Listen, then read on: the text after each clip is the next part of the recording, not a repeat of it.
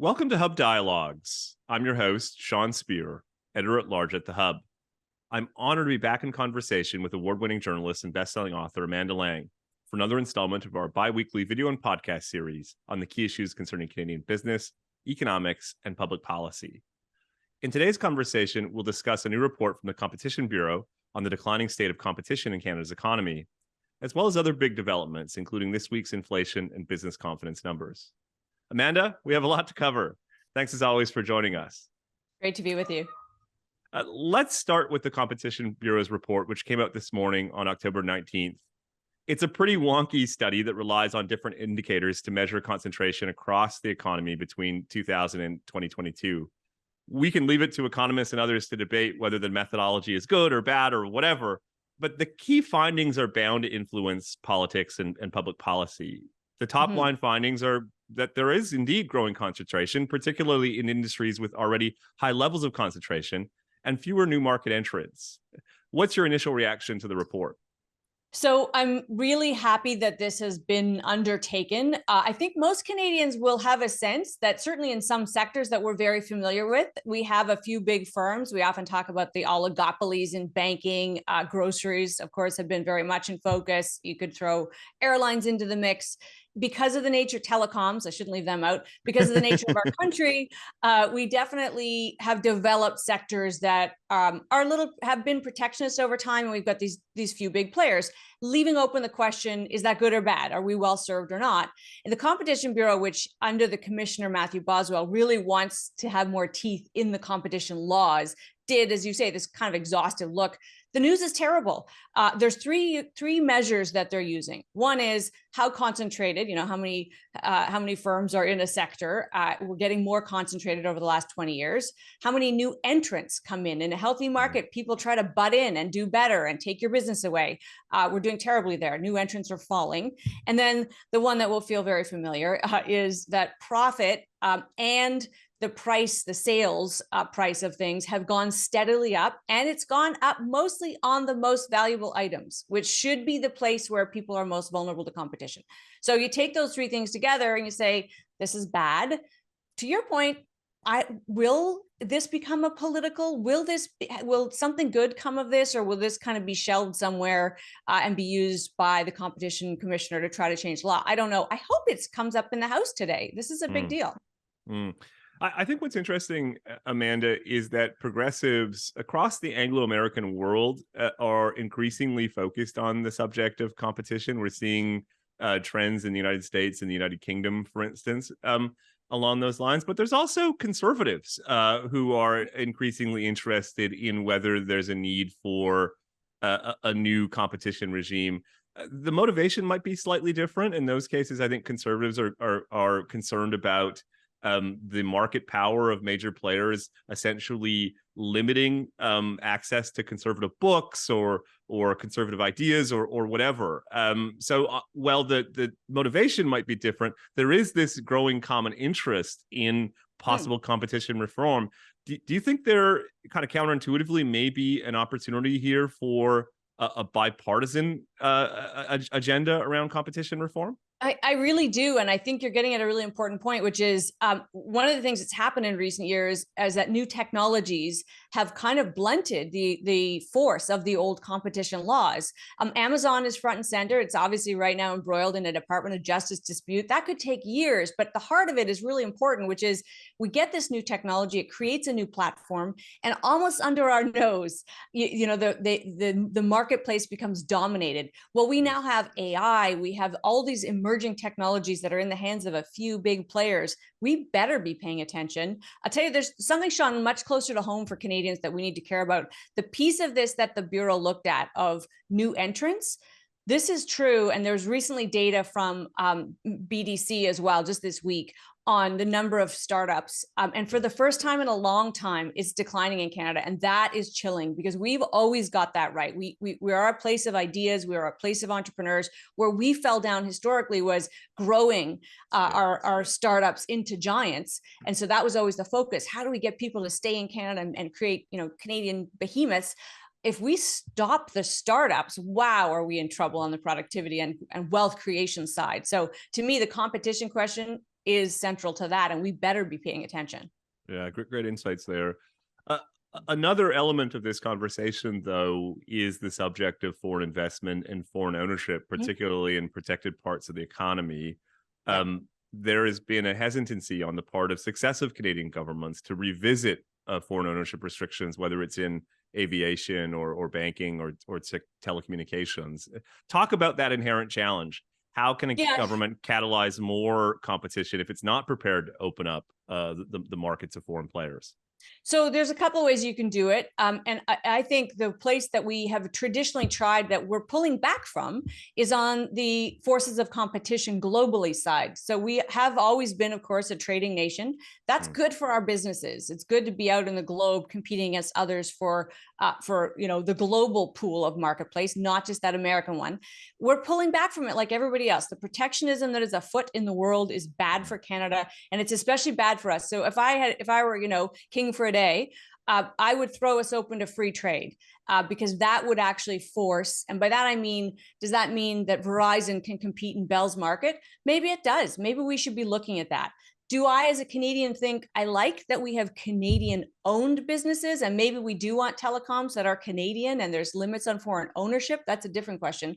If we had full competition in the sector and protected our Canadian players, I think there's some kind of marriage of those two things that would serve consumers well, as long as we're seeing the new entrants come in and new products come in, and we can't just be this moribund market of the existing entrenched players serving us.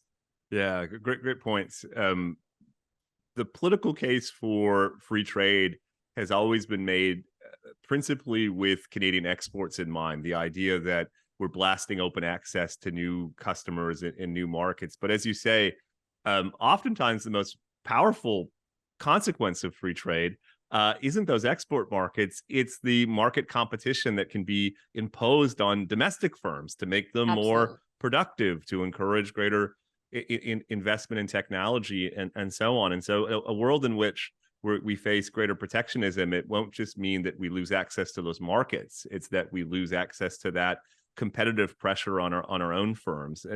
And so it prompts the question, how can Canada steer against the protectionist tide that you're referring to? There's growing interest, Amanda, in some circles for new values-based trade arrangements. There's talk about the need for a possible new Bretton Woods model. How can Canada play a role globally in trying to push against the trend to protectionism, which could be so detrimental in these different ways for Canada's economy? Yeah, so it's so difficult. And just one place, this is a whole other conversation, but one place it's happening that we better all be worried about is this, that protectionism around chips. And the US is taking this to new heights, not only saying you can't build chips in China and you can't sell chips to China, they're literally limiting the access by Chinese tech firms to the chips that will power the technology of the future. That's like cutting off, oxygen to that economy. So I don't know what's going to come of all of that. Canada can play no role in that. The US is doing what the US is doing. I would say we do what we always done, which is hold our lane and be forceful in our arguments for this stuff. But we do have relationships. We have relationships with the whole Asia Pacific region. We have relationships with the EU. We should be forging new ones with the UK. And India, by the way, diplomatic spats aside, we should continue to build these bridges at the business to business level, which is way below that. You were in the room for all of this. So there is that like upper level of nation to nation, leader to leader.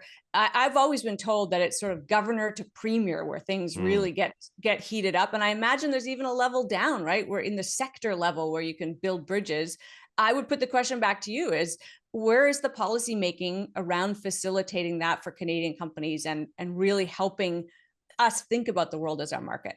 Yeah, I would make 2 points in response to that. The first is Canada, I think, is widely recognized, Amanda, for having a really strong trade policy capacity. And if you think about it, we have more free trade agreements with other countries around the world than virtually any of our peers. And those have required Ottawa to build up a really strong kind of comparative advantage when it comes through thinking about the design of trade agreements, processes around monitoring those agreements and the underlying trade policy. And so it seems to me, as we reach something of a diminishing return when it comes to opening up new free trade negotiations, it seems to me there's an opportunity to kind of turn that capacity towards some of these bigger questions and exercise a bit of, I hate to use this term, thought leadership on building a case for what a new WTO looks like. Like, how do we move beyond the moment of protectionism that you're talking about? The second point I would just make, which seizes on your observation about the relationship with governors and premiers, I think there's really something there. Not only is Washington, by and large dysfunctional, there's also the obvious asymmetry between Canada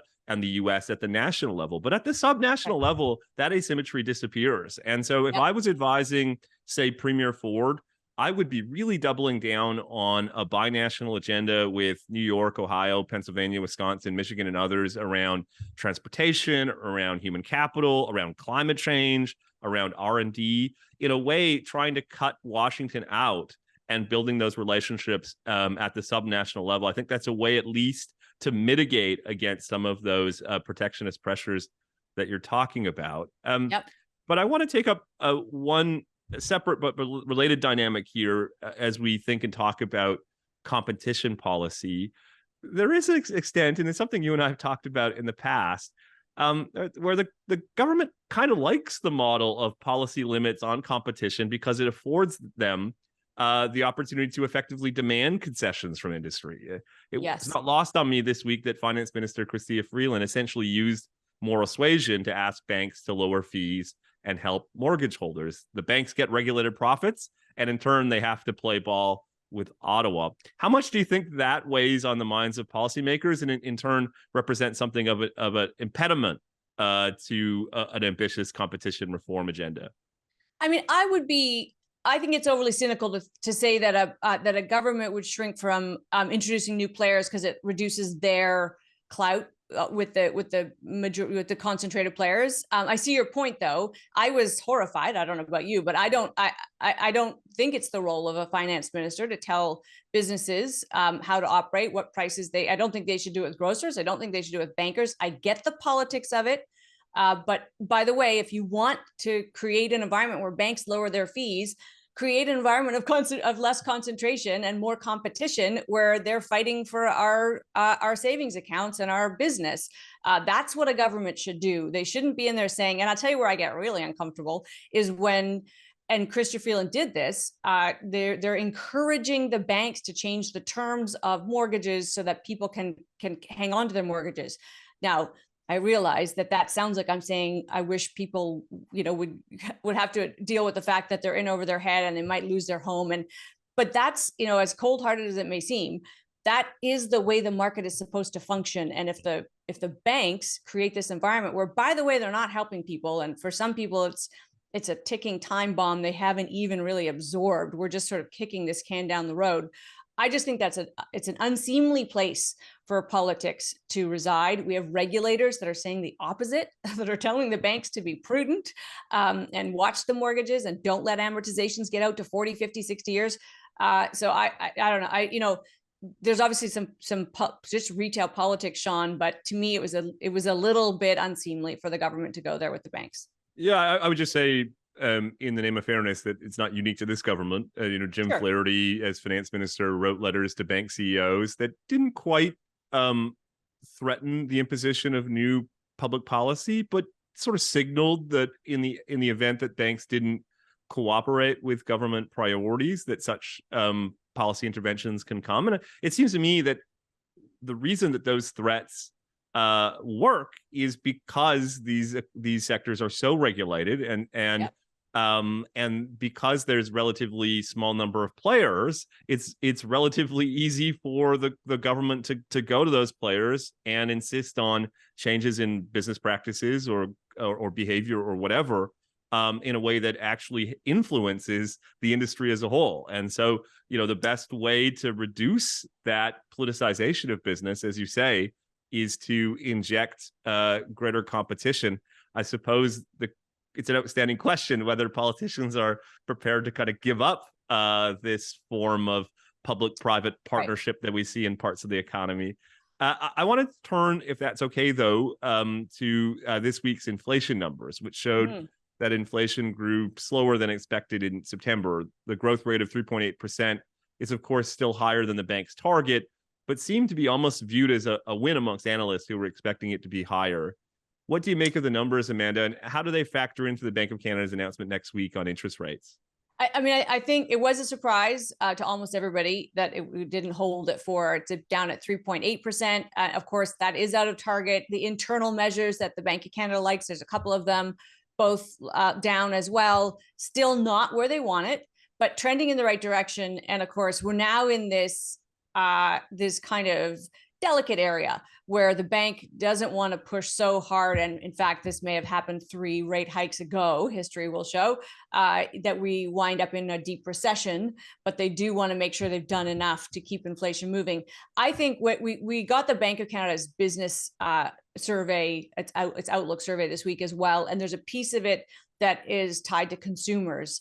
And that actually is very telling because consumers are actually overstating how inflation is affecting them. So one really interesting place we're in, Sean, and I don't know if you've kind of put your mind to where this is going to lead us, but we do have this situation where we still see real wage pressure. People are demanding higher wages and businesses are paying higher wages while we're simultaneously seeing businesses prepare for a slowdown. So layoffs are happening.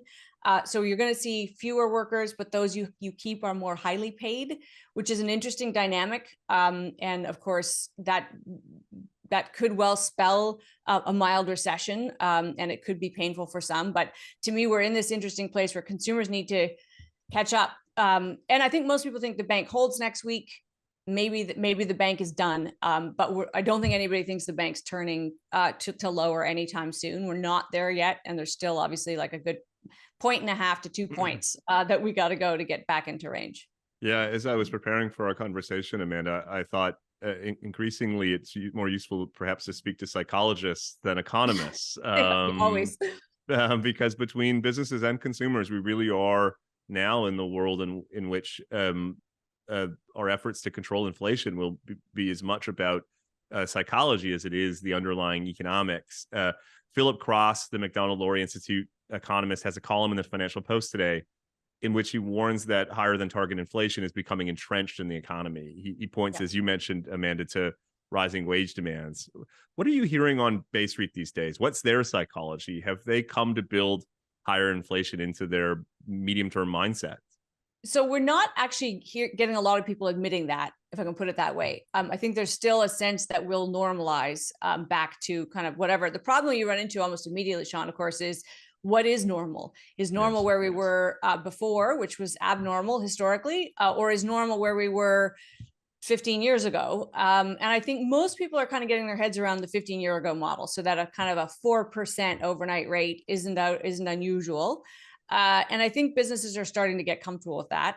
Consumers are a different story because we, of course, we are much less rational in our decisions. What we are seeing is that consumers are changing our buying patterns so that we're buying less with anything that requires any kind of credit or financing and spending more on immediate purchases for consumption. So look for services to do well, experiences, travel. The question will be, do we pull back altogether? Because we're seeing wages go up. So it's a funny dynamic. And I don't know, you and I should actually wager periodically on what we think this coming slowdown looks like, and whether in fact it's a recession in name only, or whether there is actually, a recession of some kind. I'm kind of at this moment leaning towards name only. Yeah, I think that's right. Although one thing I was thinking about, particularly with respect to the Statistics Canada's business confidence numbers that you mentioned earlier, is the challenge facing policymakers when it comes to this question of psychology. On one hand, there may be an impulse to want to address that declining confidence and, in a way, try to restore the animal spirits to avoid a recession. On the other hand, if you're too successful at that, you'll continue to put upward pressure on inflation, which of course would necessitate more interest rate hikes. So we're going to have a fall economic statement in less than a month. out of the federal government. And it'll be interesting, it seems to me, Amanda, to try to discern what their bigger concern is. That is to say, are they primarily concerned about trying to stave off a recession? And if so, we may see something that I wouldn't quite describe as stimulus, but some measures to try to assuage more spending. Business and consumer confidence. Or is the government genuinely committed to bringing inflation back down to target, even if that means a recession, as you say, in something approximating name only? How do you think the government and policymakers elsewhere are thinking about those kind of inherent tensions? I mean, I think obviously there will be a temptation to help. Affordability is still the number one concern expressed by consumers, and the knock-on effect for businesses is that it's the ability to spend. So many businesses are expecting to see their sales decline in the year ahead. So if you're the government, if you're the finance department, you're thinking hard about that. I hope you're also looking at your own balance sheet and doing the math on what rising rates have done. You look at the 10-year yields on our treasuries, and of course the U.S. Treasury. They're at levels we haven't seen since 2007. So your costs have gone up, and I just hope. I mean, I hope doesn't make it so. Wishing doesn't make it so. But you hope that people will say, "We just have less to spend, folks," just like you at home. I'd love the finance minister to get up and say, "Here's the math on it. What rising rates, we're all paying the same price, but it means we've got to tighten our belts as well. And this is how that looks." Can you do targeted assistance? I don't know, maybe, but I hope it's just minimal and lip service, because there's a lot of spending still happening post-pandemic that was never clawed back. Yeah. What I would say, having spent time working on budgets and fall economic statements, both in the Prime Minister's office and the Minister of Finance's office, is there will be an instinct towards what you might describe as action. That the politicians around the room will want to be perceived as being active and responsive to what they're hearing from Canadians. But that doesn't need to be limited to measures that would necessarily have inflationary consequences. Absolutely. I think, for instance, if I was advising the Minister of Finance, at the national level or provincial level, I would be using this opportunity to roll out a really ambitious regulatory reform agenda that says one of the reasons we've had this inflation is because of the disequilibrium between supply and demand. The way we get supply is opening up the market in various areas. We've talked in the past about housing, but the basic principle extends to energy and various other parts of the economy. Is this the opportunity to sort of have the political capital to do something really big on the regulatory front, because people are, because you can present it as in a way responding to these issues, even if the benefits of such an action may not manifest itself, for some time.